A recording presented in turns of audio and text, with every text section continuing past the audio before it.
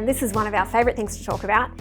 This is from Ashley. What do you do when a team needs serious culture intervention and is dysfunctional in every way? I love it in every single way. Like literally, every single box of dysfunction is ticked. The way they send emails is dysfunctional.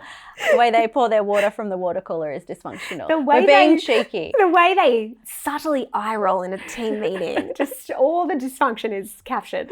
I was talking to a friend recently and they're a leader that I would say sits in like middle management level, right? So this frontline leader that reports to them, more senior and executive leadership above them.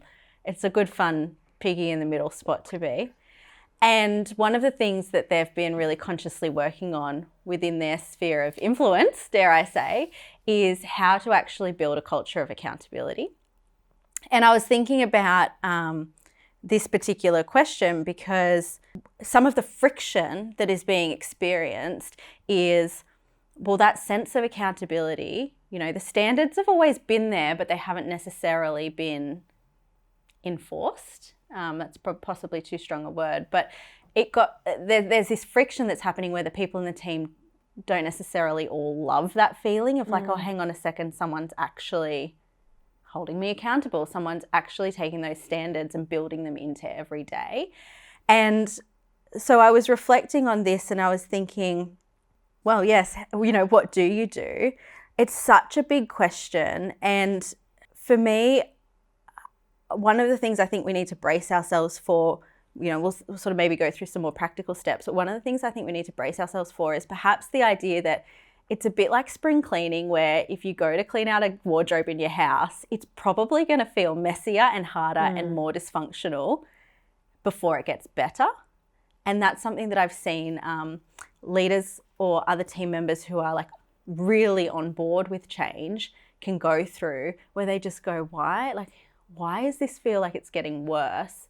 And then actually needing to persevere through that. And I probably raised that not to offer a lot of answer to this question yet, but just to set a scene that I was reading this question and going, I've got a friend who I'm going to be saying, you really need to listen to this answer once this ep's released, because it's pretty tough, when you're in that space of needing serious culture intervention. It's not an overnight fix by any stretch.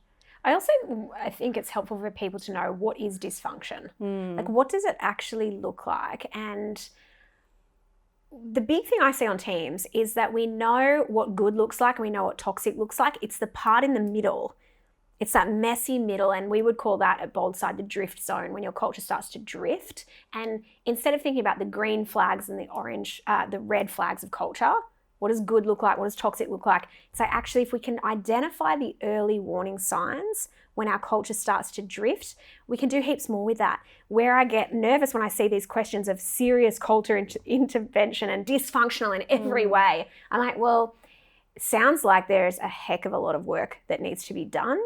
What are the earlier warning signs we could have intervened when things were smaller?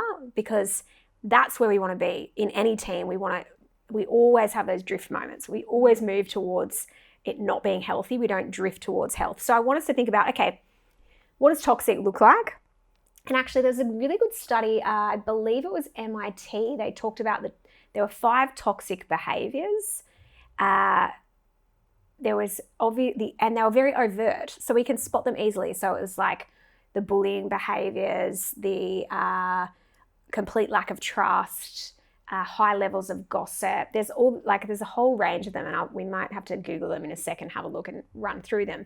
When you're trying to address those, I think the key thing is you have to first have buy-in from the organisation to actually say, yeah, we want a healthy culture. Because some people are happy in their dysfunction, Em. I honestly think, is the organisation aware of it? Do they actually want to address it? And if you've ticked those boxes of, yes, we're aware, and yes, we want to address it, well, then there's heaps of stuff you can do.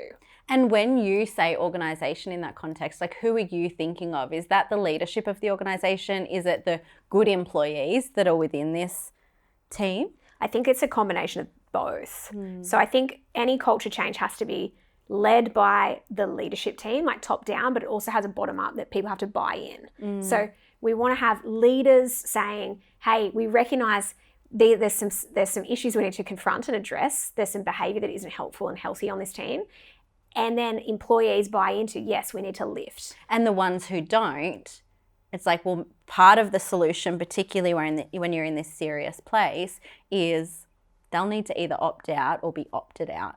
Well, I heard a team member I was talking to, a leader I was talking to, using this language, and people might hate this, but it really resonated with me. They're going through a culture change journey, and starting to address some pretty long-term systemic toxicity in an organization. And they brought in this idea of lift or leave.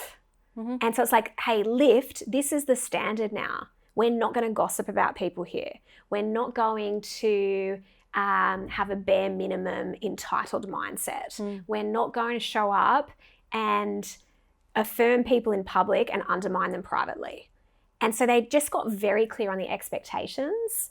And once they did that, and everyone bought into it, they heard all these different people's voices in that process. Once everyone bought in, then it's like, cool, we all know the standards now. And if you're not going to align with them, then this might not be the place for you. But hey, there's plenty of dysfunctional workplaces down the road that you can go to, right? Yeah. And I kind of, it might sound